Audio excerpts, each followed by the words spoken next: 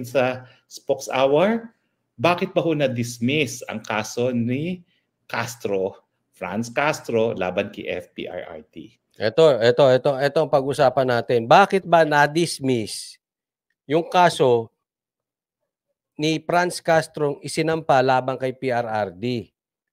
Tingnan natin yung point of view ng batas. Okay? Yung kasong po yan ay para sa grave threats. At ang type ko ang mata mo rito, Attorney Roque. Sige, tuloy. demanda po ni Franz Castro ay dahil nga dun sa episode ng Gikan sa Masa kung saan kinuwento ni FPRRD yung usapan niya kay VP Sara, yung anak niya, no, kung paano daw gamitin ng intelligence fund. At ang sabi niya, talagang dapat yung intelligence fund na yan ginagamit laban sa mga kalaban ng taong bayan, yung teroristang CPP-NPA. Nakabahagi si Franz Castro. Yan. Ito galing mismo kay Attorney Roque. Kaya nila binanatan, nagsimula po yung grave threat na yan kasi ipinagtanggol ni PRRD si Sara. Dahil pinagkaisahan yung confidential funds ni Sara sa pangunguna nitong Makabayan Black na sabi ni Attorney Roque ay parte ng mga NPA. Sino ba? Ang lumalaban dyan sa mga rebeldeng yan? Walang iba kundi Duterte. Kasi kung galit ka sa Duterte, baka ikaw ay adik. Kasi sino bang kinakalaban ng Duterte? Mga adik. Sino pang kinakalaban ng mga Duterte? Mga rebelde. May kaduda-duda ka pag galit ka sa Duterte. Gaya nito sila Franz Castro. Bakit? Yan nga sabi ni Roque. Miyembro yan ng mga NPA. Ng mga CPP, NPA. Ulitin natin marinig nyo sa kanya mismo. At ang sabi niya, talagang dapat yung intelligence fund na yan ginagamit laban sa mga kalaban ng taong bayan, yung teroristang CPP-NPA. Nakabahagi si Franz Castro. So, yan yung konteksto ng sinabi ni Presidente. At ang sabi ni Franz Castro, binantaan daw ang buhay niya. Doon na yung pagbabanta.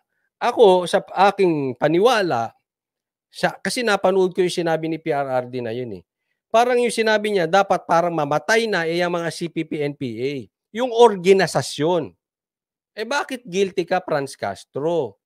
Diba? Mamaya itinatanggi mong ikaw ay miyembro niyan. Yan ang sinabi ni PRRD, miyembro ka niyan. Nagtataka nga ako bakit pinagtatanggol yan bakit hinayaan niya ni Speaker Romualdez Pinagkaisahan niyo si Sara. Dahil alam ninyo, yung confidential funds ay ginagamit ni BP Sara para habulin yung mga katulad ninyo na miyembro ng CPP-NPA. Kaya ngayon ini-stop kasi para hindi kayo mahabol. Na-dismiss. Bakit? Well, sang-ayon po ako sa dismissal, obviously. No? Bakit po? Kasi hindi naman lahat po ng pananalita ay dapat maging kriminal. Bakit? Kasi unang-una, nasa saligang batas po natin yan, nasa Bill of Rights, yung kalayaan ng malayang pananalita. Hindi po lahat ng salita dapat maparusahan. In fact, lahat ng parusa na ipapataw dahil lang mga salita, yan po ay merong presumption of unconstitutionality. Pwede lang po naputol.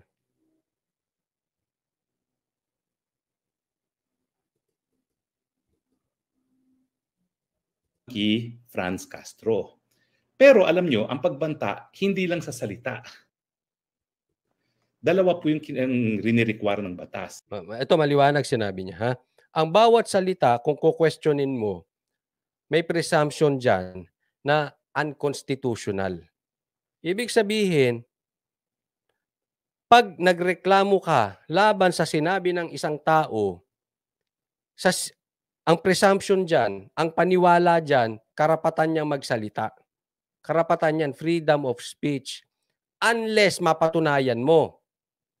Pero kung hindi mo kayang patunayan, halimbawa ito sinabi niya, pananakot, hanggat hindi mo kayang patunayan na ikaw ay tinakot, yung sinasabi mo, Franz Castro, ay unconstitutional. Bakit? Kasi nakapanig ang batas sa freedom of speech. Karapatan ng isang tao magsalita, hindi mo basta-basta pwedeng pigilan. Yan po yun. Yung actus reus, yung mga bikas na mga salitang binikas, at saka yung mens rea, yung mental intent. Ayan, dalawa yan ha. Okay, ganito po yan. Pagka may grave threat na sinabi, dalawa po ang titingnan natin. Una, yung binanggit na salita. Pangalawa, yung nasa utak. Yung mental. Ano ba yung motibo? Okay. Ulitin po ay. Mental intent talaga is yung kalayaan ng. Pero alam nyo, ang pagbanta, hindi lang sa salita. Dalawa po yung rinirequire ng batas.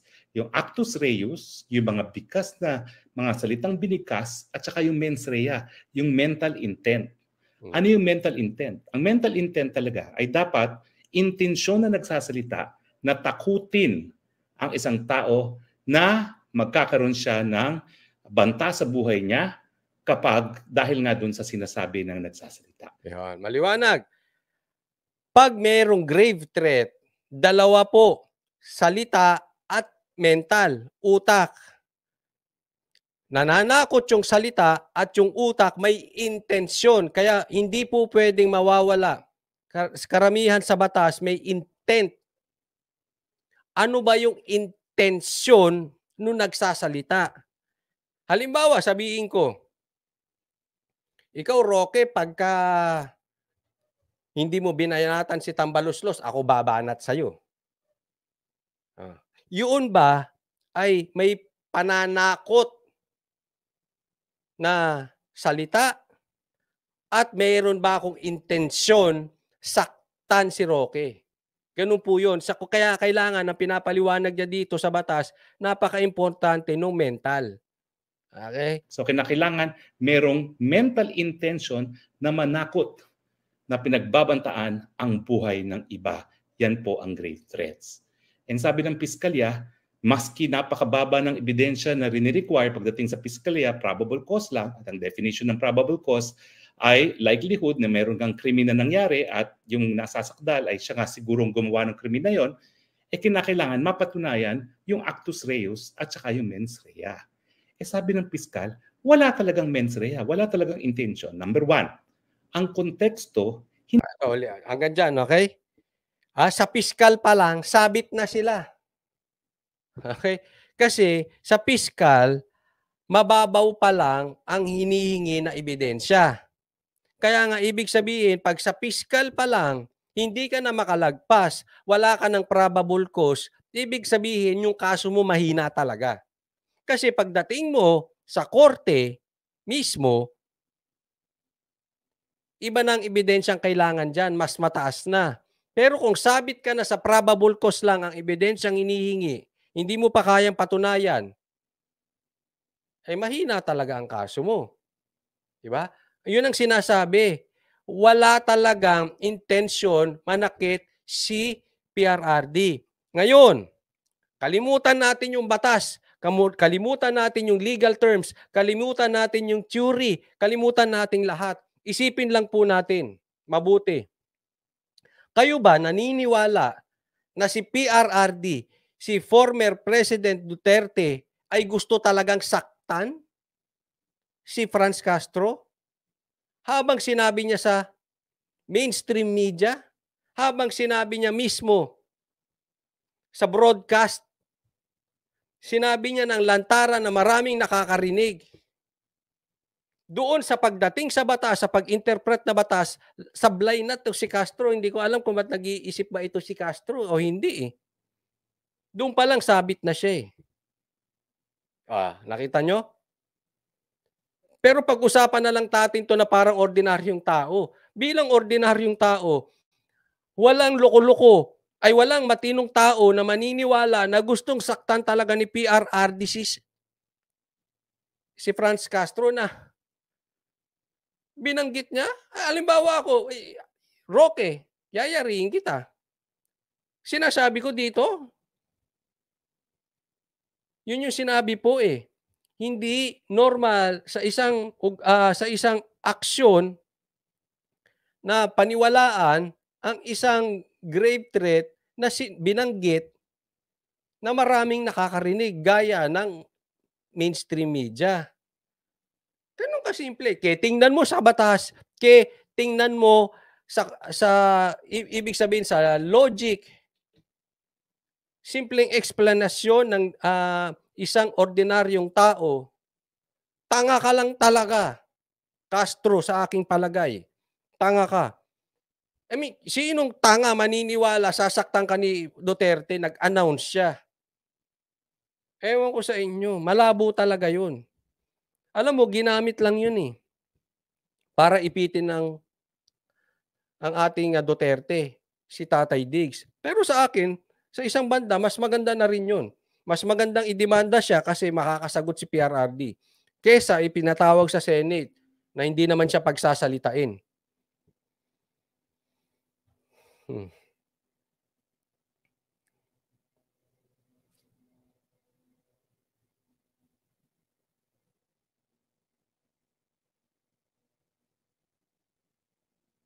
Hindi naman niya pinagbantaan si Franz Castro diretso. Iba yung pagbabantaan na, ho, ikaw Franz Castro, papatayin kita. Hindi ganun eh. Ang ginawa ni PRRD, kinuwento niya yung usapan nila ni VP Sara. Nang advice niya kay VP Sara, dapat gamitin ang intelligence fund hindi lang para sa ROTC, kundi para labanan ng mga teroristang CPP-NPA. Hindi po tayo mapagbibintangan ng fake news kapag sinabi natin na terorista ang CPP-NPA dahil binansagan sila na terorista ng Amerika, ng EU at ng gobyerno ng Pilipinas. Oh, ayan, oh. Terorista, terorista, terorista. Dapat, yan ang hinahabol ni Boying. Hindi yun, nakapokus siya kay Tebe. Sa bagay, nananahimik na si Boying. Asan na kaya si Boying? Ha? Asan na kaya yung best friend mong si Boying? Oh, anyway, yeah, hindi fake news yan. Pinangalanan niya ng Amerika at kahit Pilipinas, terorista yung CPP-NPA. Ang gagaling nitong netong sila Boying eh. Hindi pa nga nila kayang ubusin tong mga NPA eh. Na ginawa ng terorista si Tebes. Loko-loko rin eh, no? Dahil talaga namang terorista sila. Sila po ay pumapatay without due process of law. Pinapatay nila yung sarili nilang mga kakampi na tumitiwalag. Pinapatay nila ang mga pobreng mga sundalo na mahihirap. Sila po ay nag-execute ng walang dumadaan sa hukuman. Sila po ay nangingikil ng revolutionary taxes. Sila po ay sapilitang, ginagawa mandirigma ang kabataan at ang mga katutubo. Lahat po yan ay pinagbabawal ng batas o umiiro pag nilabanan. Pero lahat po yan ay ginagawa ng NPA kasama na yung paggamit ng landmines na pinagbabawal din dun sa Ottawa Convention na pinaglabi ni Princess Diana. So, ang sabi lang ni Presidente, Inday, yung sa usapan namin, kinuwento niya, sa usapan namin ni Inday, sabi ko, kinakailangan gamitin niya yung intelligence fund para supilin, para labanan ang mga teroristang CPP-NPA. Ako, ginamit ko intelligence fund ko para talagang patayin ang mga teroristang CPP-NPA. Napaka-ipokrito nitong mga ito, no? Kaliit-liit ng intelligence funds ni BP Sara. Samantalang sila, ayan, binuking ni Amy Marcos, ni Senator Amy Marcos, nagbibigay sila ng 20 million kada distrito para lang sa papirma. Kung makapagsita sila sa confidential funds nitong si BP Sara, akala mo ang lilinis. Samantalang yung kay Sara ay para habulin ng mga rebelde, habulin ng mga terorista. Samantalang itong PI funds na yan, mo, papapirma, sino makikinabang yan? Di sila lang. Tingnan nyo kung gaano kaka-plastic, kaka-ipokrito tong mga ito. Wala pong masama doon. Bakit? Kasi merong labanan. Talagang nagpuputukan po sa panig ng gobyerno at sa panig ng CPP-NPA. Di ba ho? Kaya nga gera yan eh. Alam nga magkalitian kayo pag gera. Pero ang konteksto, hindi directed kay Franz Castro yung banta. Kung hindi, wala ngang banta. Sinabi lang ng Presidente kung paano dapat gamitin ng intelligence fund. At yan naman po talaga ang gamit ng intelligence fund. Impormasyon para labanan ang mga kalaban ng gobyerno, gaya ng teroristang CPP-NPA. Pangalawa, papalusot na lang yan, Attorney Roque. Kalokohan ng mga yan. Sabi ng piskal, paano magkakaroon ng intensyon na manakot na babantaan ng buhay ni Franz Castro? Kung papanoorin mo yung buong gikang sa masa ng programa na yan, ang daming jokes ni Presidente. Tama ba yun na magbabanta ka sa buhay ng tao tapos joke ka ng joke? So parang sabi ng piskal, wala talaga yung mental intention na bantaan at bigyan ng banta ang buhay ni Franz Castro doon sa telecast niya sa Giga. Yun ang ibig niya sabihin, wala yung part na mental intention. Ibig sabihin, sa madaling salita, sa Tagalog na lang, pasimplihin natin, wala talagang intensyon si PRRD na patayin or saktan or kung ano man, iligpit itong si Franz Castro. Sa masa. Pero bagamat hindi binanggil ng piskal yan, syempre po, no, ang salita alone, kung walang clear and present danger na magreresulta nga sa banta ng buhay ni Franz Castro, hindi dapat pinapatawan ng parusa dahil yan po ay garansyado ng ating saligang batas. E di gumanti rin siya. Pwede naman siya magsalita laban din kay Presidente Duterte. Wag lang niya babantaan. In the same way na hindi naman nagbanta ang Presidente dahil kwento nga kung ano ang naging advice niya kay VP Sara. So tingin ko po, tamang desisyon. Bakit ba nagkakaroon ng preliminary investigation?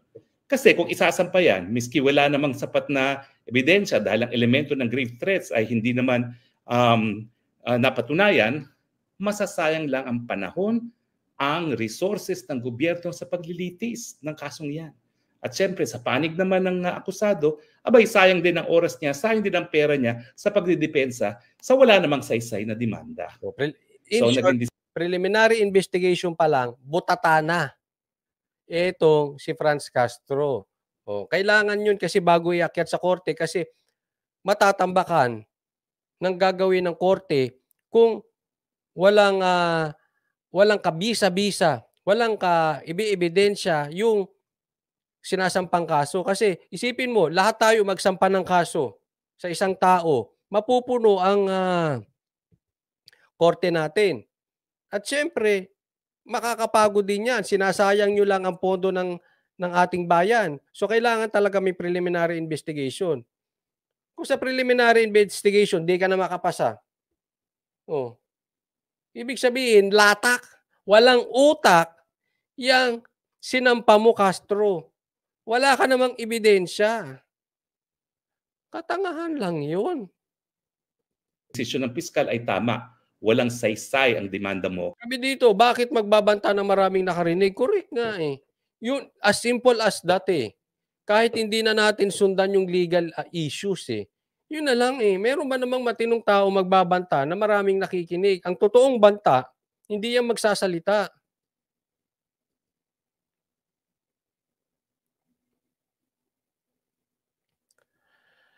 Ito sabi ni Pinoy News File. Sabi niya, hindi kaya si Tamba na ang bagong leader ng CPP-NPA kaya parang ang lakas ng loob at saka nagpapasunod niya Makabayan Black.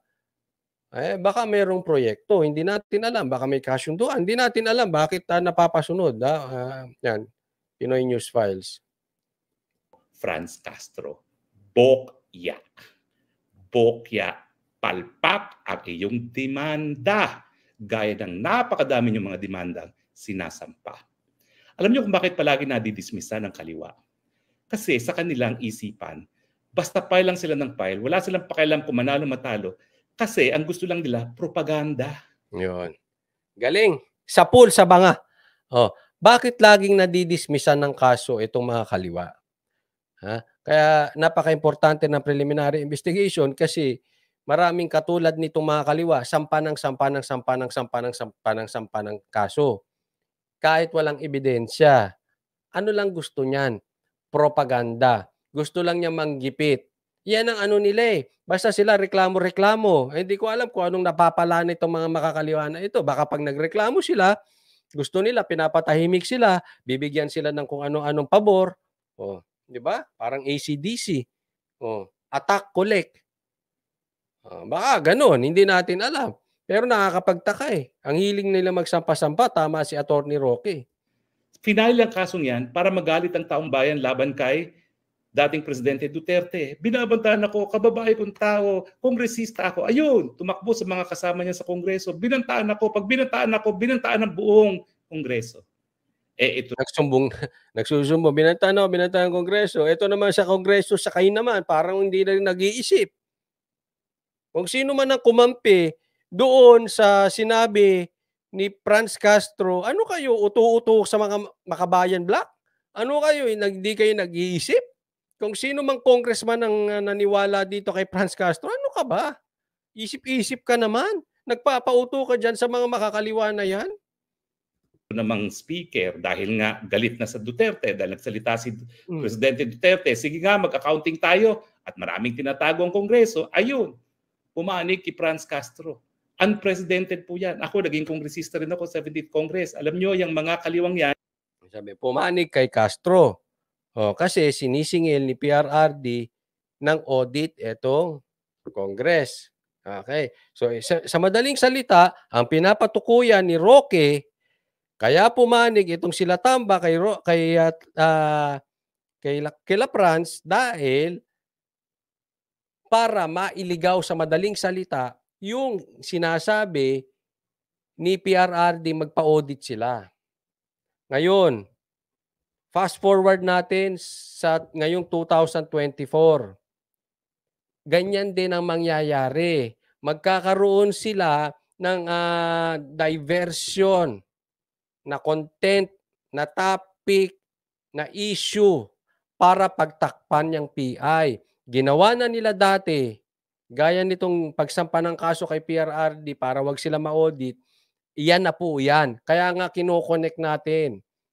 Itong sinasabi ni Attorney Roque, maging mapagmatsyag kayo kasi lalabas po ngayon linggo yan. Mag-iingat kayo kung meron silang papuputukin na balita para malihis ang inyong sigaw laban dyan sa PI na yan. Laban dyan sa Tamba Initiative na yan. Gusto nyo siya maging Prime Minister? Kung ayaw ninyo, huwag nyong palusutin to at mapaling tayo sa ibang hindi tinatanggap sa mayorya, hindi tinatanggap sa minority. So meron silang independent block dahil sinusuka sila abay dito sa Kongreso kung saan speaker si Martin Romualdez, bidang-bidang mga kaliwa. Nagkaroon sila ng strategic alliance. O ano nangyari ngayon? Di ba winawakwakan sila ngayon ng kaliwa pagdating naman dito sa PI, sa pirma. Yan ang inyong mga kaalyado. Alliance for convenience. Basta convenient sila, makikipag-alliance. Pag hindi na, sasaksakin ka rin sa likod. Kaya nga, Speaker, huwag ka magtitiwala dyan sa kaliwang yan. Wala yan. Walang mga paninindigan yan. Ang gusto lang nila talaga, i-terrorize ang buong bayan para sumunod sa kanila dahil ang gusto nila, paligiran ng mga syudad. At hanggang ngayon, naniniwala sila na mabubuwag nilang gobyerno pag pinaligiran nila ang mga syudad. Naku, laos na po yan. Bagamat malaki utang na loob ng bansang China kay Mao Zedong, yung sinasabi ni Mao Zedong na revolusyon sa pamamagitan ng pagpapaligid ng mga syudad, hindi na po uso yan. Dahil ang mga Chino ngayon, natatalo pang Amerika sa galing na maging kapitalista. Kaya kayong mga komunistang Pilipino, mga natitira na lang Maui sa buong mundo, kasama ang mga Nepali, hello! Ganda nito sinabi ni Lisa Tatoyo, pinarahan lang si Castro ng kanyang abogado. Hindi rin. Tingin nyo, si Castro nagbayad ng abogado? Hindi natin alam. Pero siyempre,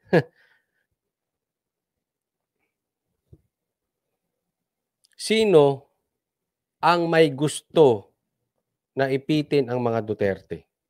Sino ang makikinabang pag naipit ang mga Duterte? Sige nga.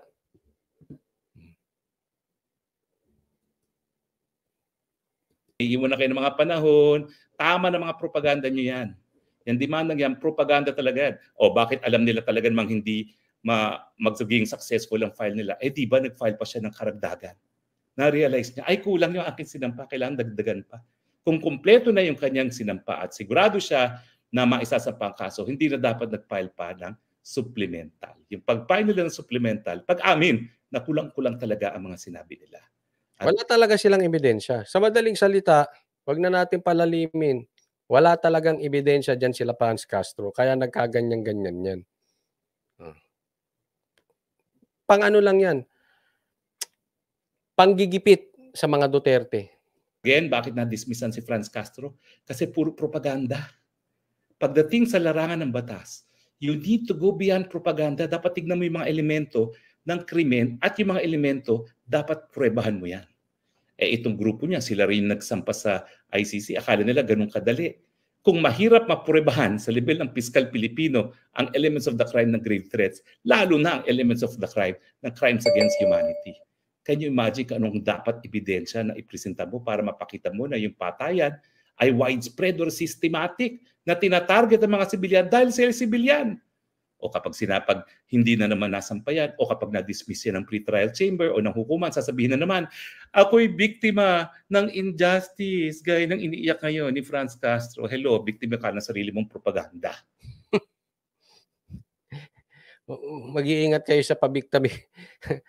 Yung mga pabiktim na tao, hindi ko man nilalahat, pero yung kunwari, sila yung aatake, tapos sila yung victim. Ingat kayo dyan sa ganyan style. Kalokohan yan. Ikaw ang unang umatake, tapos nung pumalag, victim ka.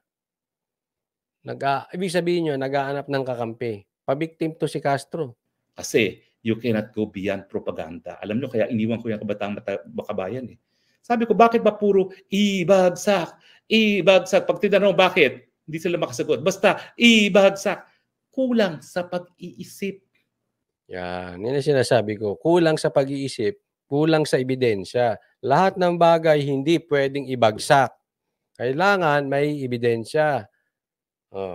Ganyan po kasi ang estilo ng mga rebelde, CPP, NPA, terorista.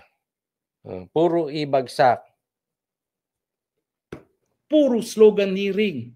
Kaya akala nila yung sloganeering, yung propaganda, sapat na para maging basehan ng kaso laban kay FPRRD. Well, bokya kayo. Hindi sapat ang propaganda. Hindi sapat ang sloganeering. Dapat ebidensya. Better luck next time. Pero ang napatunayan natin, gumagana ang sistemang legal sa Pilipinas, dahilan para dito dapat sa Pilipinas magsampa. Sampa pa kayo uli. Sampa pa more. At tignan natin kung mamimit ninyo ang onus of evidence. Ang nagsasampa po, siyang dapat pagprueba na meron man lang probable cause. Agree ba kayo o disagree? Tignan natin. Yan, okay.